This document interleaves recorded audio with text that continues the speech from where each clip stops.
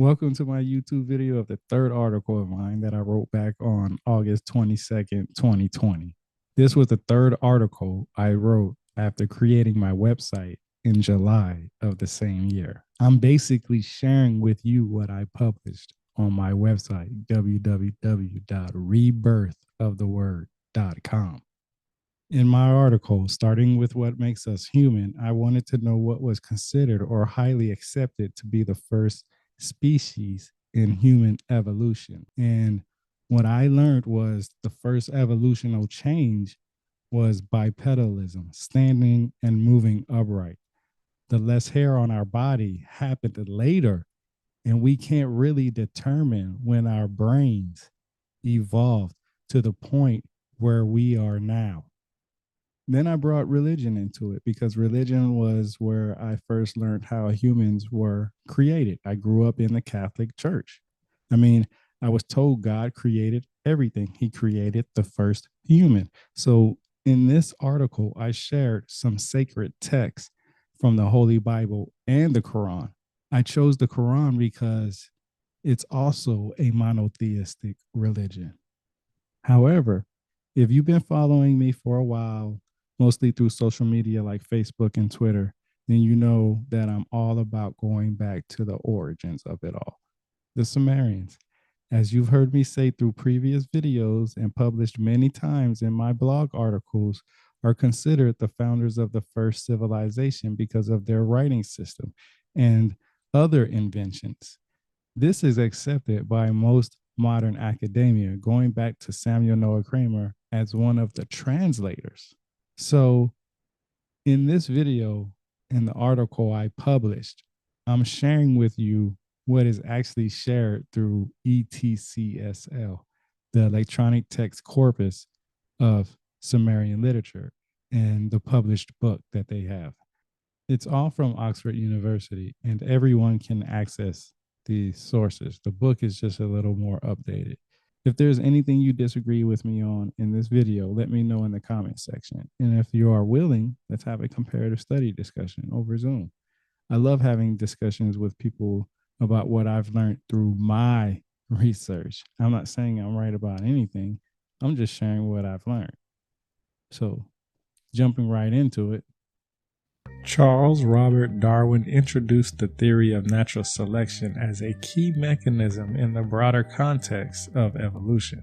While he recognized its relevance to human evolution, he did not single it out as the exclusive driving factor for the development of humans. Instead, Darwin's theory of natural selection applied universally to all species, including humans, suggesting that humans, like other species, had common ancestors and were subject to the principles of natural selection. Ardipithecus ramidus, often referred to as Ardi, is commonly regarded as one of the initial species in studying human evolution. This ancient hominin lived approximately 4.4 million years ago and holds a significant place as one of our earliest known ancestors, belonging to the group of species that also includes modern humans and our closest relatives. The discovery of Ardi has yielded valuable insights into the early phases of human evolution and the remarkable shift from ape-like forebears to bipedal hominins. Australopithecus afarensis, represented by famous fossil specimens like Lucy, is a significant species in human evolution. Lucy, discovered by Donald Johanson and Tom Gray on November 24, 1974 at Hadar in Ethiopia, stood approximately 3.5 feet tall and weighed around 65 pounds. Lucy is estimated to have lived about 3.2 million years ago, during a period when hominins like Australopithecus afarensis were evolving. I learned of another species called Homo habilis, which lived from approximately 2.3 million to 1.4 million years ago.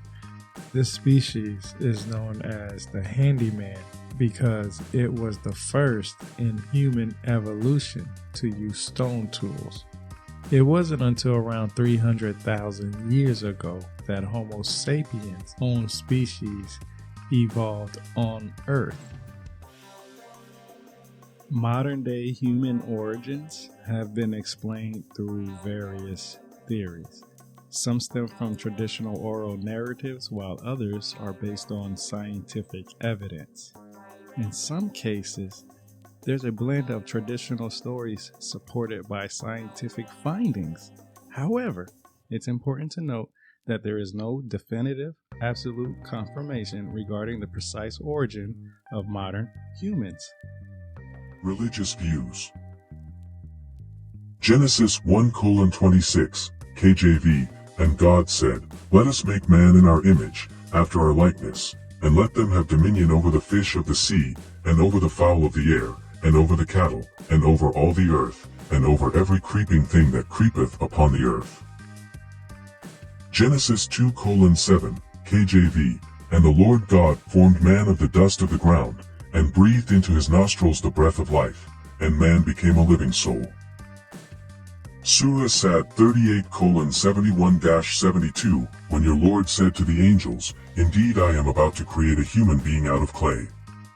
So when I have proportioned him and breathed into him of my spirit, then fall down in prostration before him."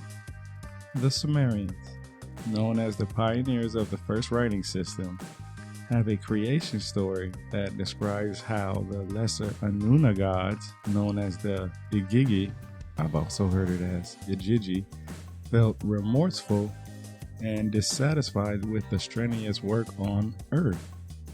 According to their beliefs, humans were created to alleviate the burdensome labor for these lesser gods. Alright, I'm about to share with you what the Sumerians recorded on their cuneiform tablets according to Oxford University. I've said it so many times throughout many podcast episodes and wrote in my articles. My favorite website to go to is etcsl.orint.ox.ac.uk. I'm going to say that again. etcsl.orint.ox.ac.uk. That's my favorite website. They also have a book. I've already mentioned it before. So if you want a hard copy, get the book. If you want to have quick reference from your smart device like your tablet or your phone, you can go straight to the website from either one of those devices. So there you go. Enki and Nima, C.1.1.2.